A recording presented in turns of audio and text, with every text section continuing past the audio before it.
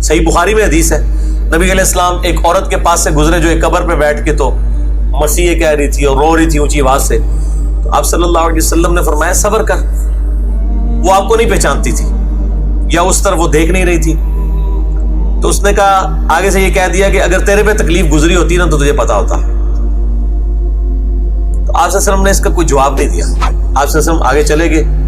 باقی صحابہ نے کہا یہ اللہ کے رسول تھے، تو نے اتنی بدتمیزی کی ہے. یہاں تو کسی ایک بزرگ عالم دین کے بارے میں کوئی یہ نہیں سن سکتا، میں آپ کو نبی علیہ السلام کا کریکٹر اور کردار بتا رہا ہوں. وہ عورت دوڑتی ہوئی حضور کے پاس ہے، یا رسول اللہ غلطی ہوگی، یہ ہوگی، وہ ہوگی. آپ صلی اللہ علیہ وسلم نے اس ٹاپک پہ بات ہی نہیں کی ہے کہ تو نے گستاخی کر دی. یا رسول اللہ میں صبر کر لیتی ہوں. آپ نے بس جب اللہ کی باری بات آئی تو آپ نے فرمایا کہ صبر تو صدمے کے آغاز میں ہوتا ہے، بعد میں نہیں. یعنی جب پہلی دفعہ بری خبر کسی کو ملے تو وہ اس وقت صبر کرے، وہ ہوتا ہے. پورا رو پیٹ کے اپنا کام پانی میں باہر گئے چلو جی، لوگ ہیں اتنی لمبی لمبی سٹوریاں سناتے ہیں، یار دیکھو جی آیا اور رو پیٹ کے کہتے ہیں نہیں جی دیکھو پھر بھی اسی صبر کر رہے ہیں، گالاں بھی کڈن گے دشمن لوگ، پھر جی صبر کر لیں. تو آپ صلی اللہ علیہ وآلہ وسلم نے فرمایا صبر صدمے کے ابتدا کے وقت ہوتا ہے. الحمدللہ. صحیح مسلم میں ایک حدیث ہے، ام سلمہ رضی اللہ تعالی عنہا وسلام اللہ علیہا، ان کا خاوند فوت ہو گیا ابو سلمہ. ان کو خبر ملی جنگ میں شہید ہو گئے. انہوں نے نبی علیہ السلام سے ایک دعا سنی ہوئی تھی کہ جو شخص مصیبت اور پریشانی میں اگر ایک دعا ہے ایسی وہ پڑھ لے تو اللہ تعالیٰ اس صدمے کی کمپنسیشن اس سے بھی بہتر فرما دے گا. اور دعا آپ کو پتہ کیا ہے؟ انا للہ و انا الیہ راجعون. یہ مشکات میں آپ کو کتاب الجنائز چیپٹر پہلی جلد کے اندر، اس میں پہلی فصل کے اندر مل جائے گی. بے شک ہم اللہ ہی کے ہیں اور ہم نے بھی اللہ ہی کے پاس لوٹ کے جانا ہے. یعنی اگر مطلب ہمیں کوئی نقصان پہنچا ہے یا ہمارا کوئی مر گیا ہے یا مالی نقصان ہوا ہے تو یہ نقصان ہو گیا، اللہ کے پاس چیز چلے گی تو ہم نے بھی ایک نہ ایک دن ہم نے بھی تو چلے ہی جانا ہے. اس چیز بھی چلے گی تو کیا ہوا، چاہے وہ مال تھا، چاہے دولت تھی، چاہے کوئی سٹیٹس تھا، کوئی عہدہ تھا، کوئی رشتہ دار تھا، کوئی بھی چیز تھی. اللہم اجرنی فی مصیبتی، یہ پہلا حصہ تو قرآن میں بھی ہے. اللہم اجرنی، یہ میم کے اوپر جزم ہے، یعنی اس کو آپ نے جھٹکے سے پڑھنا. اللہم اجرنی فی مصیبتی، اے اللہ مجھے اجر عطا فرما اس مصیبت میں. کیونکہ بخاری مسلم حدیث ہے جب بھی کسی کو کوئی مصیبت پہنچتی ہے تو اللہ تعالیٰ اس کے بدلے اس کے گناہوں کو معاف کر دیتا ہے. حتیٰ کہ کسی مسلمان کے پاؤں میں کانٹا بھی چبھے، اسے کوئی دکھ درد اندیشہ بھی پہنچے، بخاری مسلم میں اندیشے کے بھی الفاظ ہیں. اندیشہ یہ ہے کہ بھی ہوا کچھ نہیں، ٹینشن لگ گئی ہے کہ یار کدھر نہ ہو جائے. اگر یہ بھی اسے کوئی تکلیف پہنچی ہے نا اور اس کے اوپر بھی کہ نہیں جو اللہ کی مرضی اللہ خیر ہی کرے گا، تو اللہ تعالیٰ اس کے بدلے بھی اس کے گناہوں کو معاف کرتا ہے. سبحان اللہ، اللہ اکبر کبیرہ والحمدللہ کثیرہ وسبحان اللہ بکرۃ واصیلہ.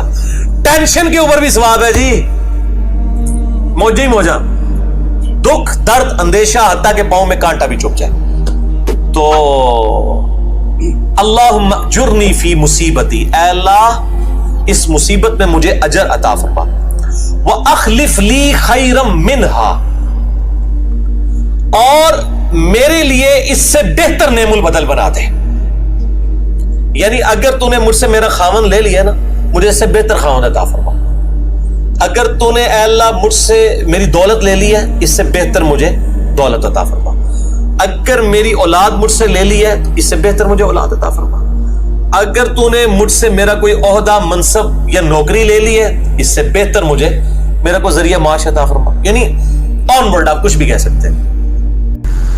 اچھا، ام سلمہ رضی اللہ تعالیٰ عنہ بار بار دل میں یہ سوچ رہی تھی کہ میں نے کہا میرے خاوند جیسا تو خاوند کوئی نہیں ہے، اس کی بہتر نعم البدل اللہ تعالیٰ کیا عطا فرما سکتا ہے. ظاہر یہ خیال تو بالکل جینون تھا. کہتی ہے جیسے ہی میری عدت پوری ہوئی نبی علیہ السلام نے رشتے کا پیغام بھیج دیا. الحمدللہ، اللہ اکبر کبیرہ والحمدللہ کثیرہ وسبحان اللہ بکرۃ واصیلہ. ام سلمہ ام المومنین ہے، نبی علیہ السلام کی وہ بیوی جو سب سے آخر میں فوت ہوئی 64 ہجری میں. واقعہ کربلا بھی ان کی زندگی میں ہوا ہے. سب سے آخر میں فوت ہونے والی بیوی ام سلمہ ہے سلام اللہ علیہا، اور ان کی ہسٹری پیچھے سے ہی ہے. لہٰذا یہ دعا آپ یاد رکھیں، انا للہ و انا الیہ راجعون. اے اللہ ہم تیری، ہم خود بھی تیری ہی طرف سے آئے ہیں، سب کچھ تیری طرف سے ہے اور تیری ہی طرف لوٹ کر جانا ہے۔ اللہم اجرنی فی مصیبتی، اے اللہ مجھے اجر عطا فرما میری اس مصیبت میں، واخلف لی خیرا منہا، اور میرے لیے اس سے بہتر نعم البدل عطا فرما دے۔ یہ میں نے بالمفہوم ترجمہ کیا جو اردو لنگوسٹک کے پوائنٹ آف ویو سے۔ یہ دعا جو ہے وہ آپ ضرور یاد کریں، اور مشکات کے اندر آپ کو کتاب الجنائز جو چیپٹر ہے اس کے اندر آپ کو یہ دعا مل بھی جائے گی۔ پہلی ہی فصل کے اندر جو مریض کی عیادت اور وہ والا بیان ہے، اس والے باب کے اندر آپ کو یہ حدیث مل جائے گی انشاءاللہ تعالی۔ اس میں جو کتاب الجنائز ہے اس میں انٹرنیشنل نمبر کے مطابق حدیث نمبر ہے 1618 1618۔ اس میں انہوں نے جو ہے وہ عربی، ان سے ویسے الفاظ جو ہیں وہ دوسرے لکھے گئے ہیں، انہوں نے وہ لکھ دیا ہے اللہم اجرنی فی مصیبتی، لیکن یہ لفظ ہے اللہم اجرنی فی مصیبتی، یعنی الف کے اوپر جزم اور جیم کے اوپر پیش اور باقی وہی الفاظ ہیں۔ میں یہ کلیئر کر دوں، وَأَخْلِفْ لِي خَيْرًا مِنْهَا۔ تو نبی علیہ السلام کا رشتہ ان کے پاس آیا اور وہ ام المومنین بن گئی۔ یہ دعا ہر وقت آپ کو، مجھے جس نے اس دنیا میں رہنا ہے اس کو غم کی خبر ملتی ہے۔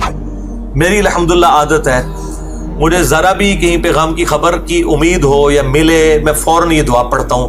ابھی تک تو اللہ تعالیٰ نے میرے ساتھ بڑی مدد والا معاملہ فرمایا ہے۔ یہ دعا ضرور یاد کریں۔ غم اور مصیبت اور پریشانی اور نقصان کے وقت جیسے ہی آپ کو پہلی دفعہ خبر ملے تو یہ دعا پڑھ لیں، انا للہ و انا الیہ راجعون، اللہم اجرنی فی مصیبتی واخلف لی خیرا منہا۔ تو اللہ تعالیٰ بہتر، یعنی آپ کو کسی نے بتایا کہ جی آپ کو تو یہ بیماری لگ گئی ہے، ڈاکٹر نے بتا دیا، اسی وقت پڑھیں انا للہ و انا الیہ راجعون، اللہم اجرنی فی مصیبتی واخلف لی خیرا منہا۔